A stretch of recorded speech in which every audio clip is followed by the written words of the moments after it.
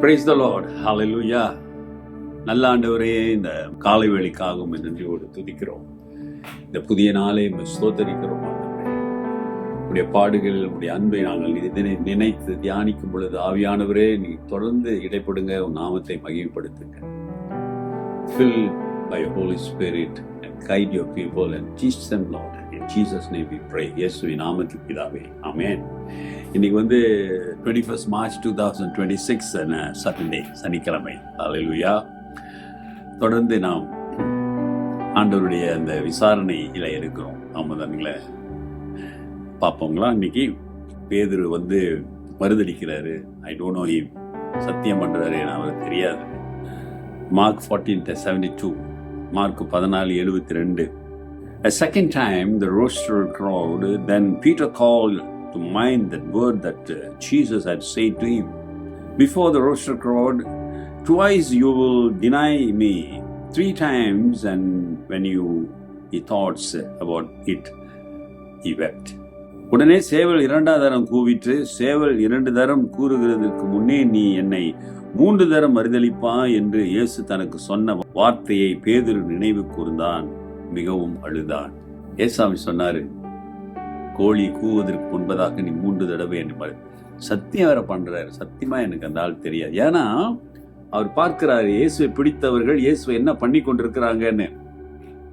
அந்த நிலை, அந்த பாடு எனக்கு வந்துவிடக் கூடாது என்ற அந்த ஆதங்கம், அந்த அம்பத்தனங்க, அந்த உணர்வு. இவனுக்கு தெரியாது. அந்த மனுஷன் சத்தியம் பண்றாரு. சேவல் கூவுகிறது. எப்படிங்க இருக்கும்? உயிரே போனாலும் அவன் பின்னால வருவான் ஆண்டவரேன்னு சொன்ன பேதுரு, அப்படி சொன்ன பிறகுதான் ஆண்டவர் சொன்னார், நீ என்ன மறுதளிப்பேன்னு சொல்றாரு. அவ்வளவு வீரமா பேசினார். அவரை அரஸ்ட் பண்ணும்போது கத்தியை எடுத்து, வாள் எடுத்து காதை வெட்டுகிறார். அங்க இருந்த ஒரு சோல்ஜருடைய காதை. யோசிச்சு பாருங்க. அப்படிப்பட்ட ஒரு மனிதன் இயேசுக்காக அப்படியே முழுமையாய் கொடுத்து வந்தவர் இப்பொழுது அந்த பாடுகளை பார்த்தோன்னு பின்வாங்கி போய் எனக்கு தெரியாதுன்றார். கோழி கூவுகிறது. எந்த உணர் அப்படியே உள்ளம் ஒரு அடி. ஐயோ, ஏசாமி சொன்னாரே, நிறைவேறி விட்டதே. கூனி குறி அவன் அப்படியே கண்ணீரின் பள்ளத்தாக்கிலே தள்ளப்பட்டான். ஆமாதானுங்களே, யோசிச்சு பாருங்க. உள்ளம் உடைந்து, இயேசு தெரியாதுன்னு சொல்லிட்டனே, என் உயிரை கொடுப்பேன்னு சொன்னனேன்னு சொல்லி இப்பொழுது அந்த நிலை மாறிவிட்டதை பார்த்த உடனே, ஏசாமி சொன்னது நிறைவேறணும்னு அவனுக்கு ரொம்ப தாங்க முடியல. கண்ணீர் விட்டதாக நான் பார்க்கிறோம். அவன் தேம்பி தேம்பி அழுகிறான். தனியாய் போய் அழுகிறான். தன் நிலையை கூனி குறி, ஐயோ. அதனால்தான் பேதுரு என்ன செஞ்சாரு, என் ஆண்டவரை போல என்னை சிலுவையிலே அறையாதீங்க.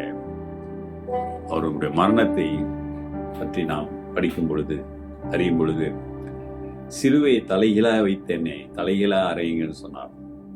ஏன் தெரியுங்களா? கூட இருந்து அவரை மறுதளித்தேனே. மறுதளிப்பது என்றால் என்னங்க? இயேசுவை அறியேன் என்று சொல்வது மட்டுமல்ல, இயேசு இருந்து இயேசுவுக்கு பிரியமான வாழ்க்கை வாழாமல் இருப்பதும் மறுதளிப்பதுதான். ஆண்டவரை அறிந்து, அவர் வார்த்தைகளை அறிந்து, அவருக்கு ஒப்பு கொடுத்து வாழுகிறோம் என்று சொல்லியும் அவருடைய வசனத்துக்கு கீழ்ப்படியாமல் நாம் வாழ்ந்தோமானால் அதுவும் denying Christ. If you are not obeying the word of God, that's also denying your brother and sister. அதை இன்றைக்கு நிறைய பேர் யோசிப்பதில்லை. ஆண்டவர் சொல்றாரு, நீ செய்கின்றாரு, நான் செய்யவில்லை என்றால் நான் அவரை மறுதளிக்கிறேன். அவர் விருப்பத்தை நான் செய்யவில்லை என்றால் அவரை மறுதளிக்கிறேன். ஆகவே மகனே, மகளே, நீ யோசிச்சு பாரு.